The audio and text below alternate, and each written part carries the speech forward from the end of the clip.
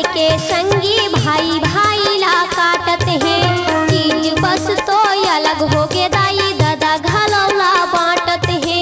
लोभी माये मन पड़ के संगी भाई भाई ले तो काटत है। चीज बस तो अलग हो गे दाई दादा घलौला बांटत है। ओ सजा मिलते सत्यवादी ला, सजा मिलते सत्यवादी ला, जब पापी करे पाप ला। कैसे मैं समझावागा भैया मानु तन के जात ला।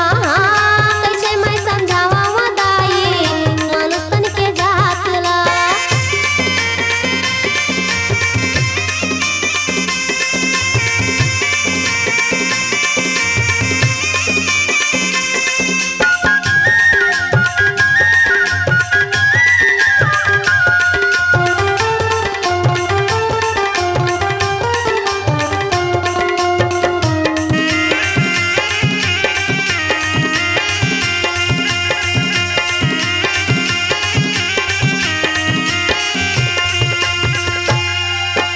अंतस के देवता ला छोड़ के संगी पूजा खावे वो हा पथराला।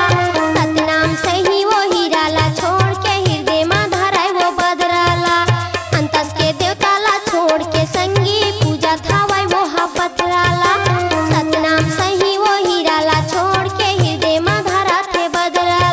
ओ सतला बुला के संगी, सतला बुला के संगी पथरा में पटका थे माथला। कैसे मैं समझावागा भैया मानु तन के जात ला। कैसे मैं समझावा वो दाई मानु तन के जात ला। कोने ला बतावा वो दीदी, कोने ला बतावा वो दाई कल जुग की बात ला। कैसे मैं समझावागा भैया मानु तन के जात ला। कैसे मैं समझावा वो दाई मानु तन के जात ला। हो कैसे मैं समझावागा भैया मानु तन के जात ला। कैसे मैं समझावा वो दीदी मानु तन के जात ला।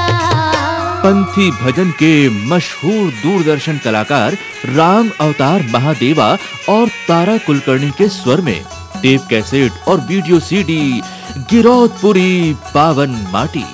बाबा सात पुरस मोरे अंगना मायाए है, गले में कंठी माला डाढ़ी ला रखाए है। गिरौदपुरी पावन माटी